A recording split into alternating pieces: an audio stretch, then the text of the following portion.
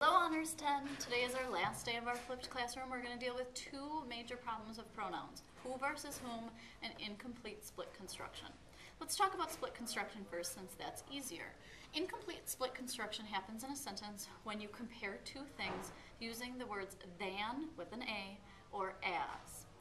When we compare things using than or as, you need to make sure that you use the pronoun after the comparison the same way you would if you completed the sentence. So I'll give you an example. Mr. Belot is taller than, should I say I or me?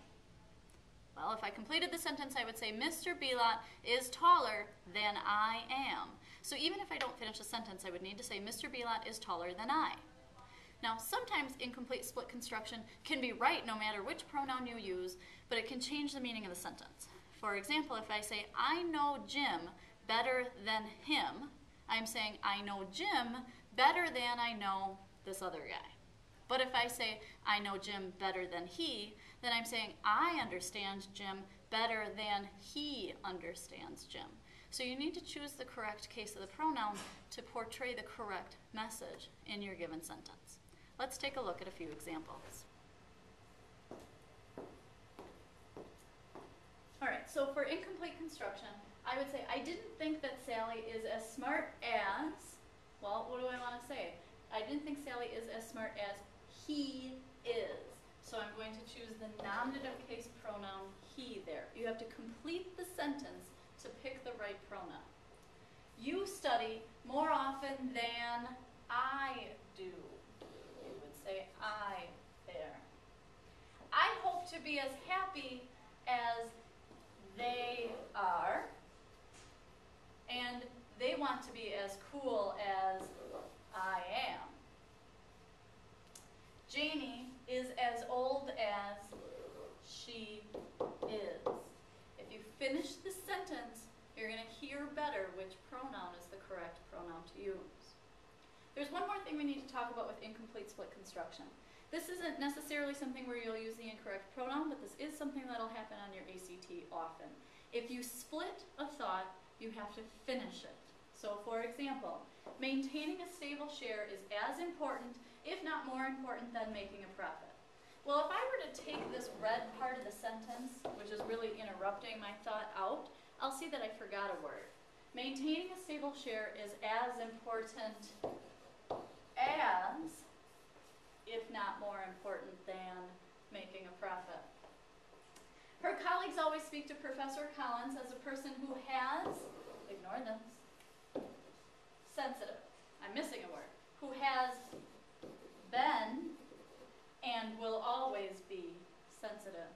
So just be aware, when you interrupt your sentence, you need to complete it as if what you're interrupting yourself never actually exists. So for who versus whom, these are just regular pronouns, really. You just need to know when to use them. Who is a nominative case pronoun. So you're going to use who the same place you would use any other nominative case pronoun, like he.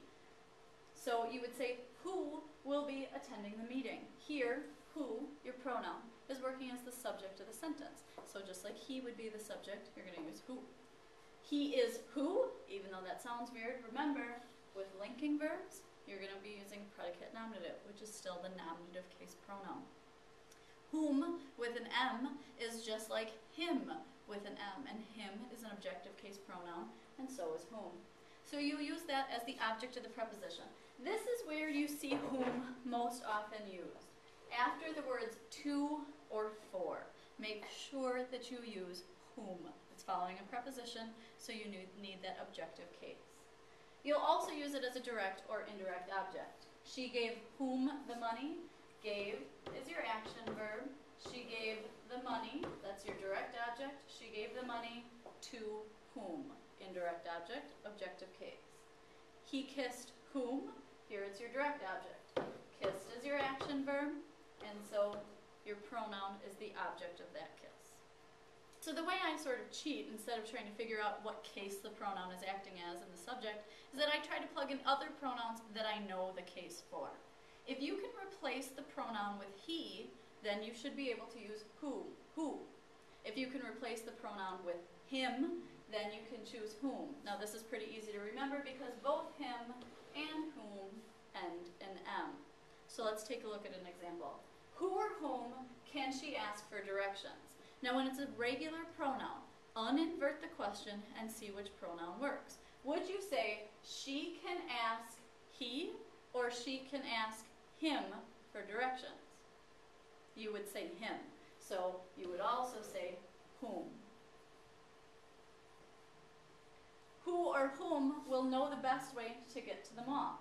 Well, would you say he will know the best way to get to the mall or him will know the best way to get to the mall? You would say he, so you would say who. Real easy.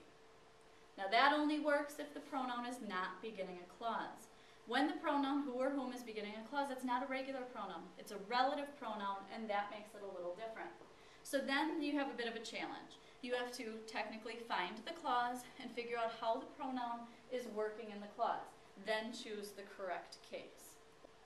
When the pronoun is working as a relative pronoun, beginning a clause, you have to handle things a little differently. It's more challenging when you're working inside of a clause. So you need to first figure out what the clause is, and then figure out how the pronoun is acting within that clause. Then you determine if you're supposed to be using the nominative or objective case pronoun. This sounds very complicated, and I never really do it this way. Let's take a look at how I cheat my way through this. If you look at the clause, there's really only two ways that you're ever going to use who. I want you to figure out if the pronoun is the subject of the clause. If it is, it has to be nominative. You have to choose who. If it's not, you have to ask yourself one more question. Is the verb of the clause a linking verb? If it is, then that pronoun is still a predicate nominative and you're still going to choose whom. Who. If it's not, no matter what, you're going to go with whom, because no matter what, it's not a predicate nominative and it's not the subject, so any other reason, it's an objective case pronoun, which is whom. So let's try it. Alex is a student who or whom got a perfect score. This is beginning a clause, so first I need to find the clause. It's going to start with the pronoun, who or whom got a perfect score. Now, when I take a look at just that clause, what's the subject of the clause? The pronoun is working as the subject. Here's the verb in the clause. Remember, in clauses, the subject is always going to come before the verb. So, since this is the subject, I know I have to use the nominative case pronoun, so I'm going to choose who. Try again. I saw Ellen who or whom I knew from school. My clause here is who or whom I knew from school. So I want you just to deal with that clause. Find the subject and the verb. My subject is I. So I'm not going to choose who because it's not the subject. My verb is knew, and it's an action verb. So I can't choose who because it's not working with a linking verb, which means it's not a predicate nominative. So no matter how it's working, I know I need to go with whom. Here, it's actually acting as the direct object. I knew whom. So I need the objective case pronoun. And one more time. That is who or whom I saw. My clause is who or whom I saw. I is my subject. Saw is my action verb. If I have a subject and an action verb, it doesn't matter why, I'm choosing whom. Here, it happens to be the direct object again.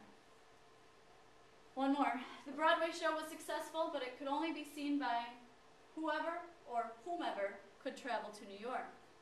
Look what I have right here. That's a preposition. So this is working as the object of that preposition. I need to choose whomever. Who or whom should I give my assignment to? I'm going to flip it. This is not working as a clause. This is just a regular everyday pronoun, not a relative pronoun. So I'm going to ask myself, should I give my assignment to he or to him? I'm going to choose him because that's what sounds right. So I'm going to choose whom as my correct pronoun. And lastly, do you know who or whom she is? This is beginning a clause, so just take a look at the clause. Who or whom she is. I do have a subject in my clause. My verb is. This is a linking verb. If I have a linking verb, I have a predicate nominative, which means I have to use the nominative case pronoun, who. We'll run through some more examples tomorrow if you need to, but I'd like you to rewind and watch these examples again. Come to class tomorrow with questions.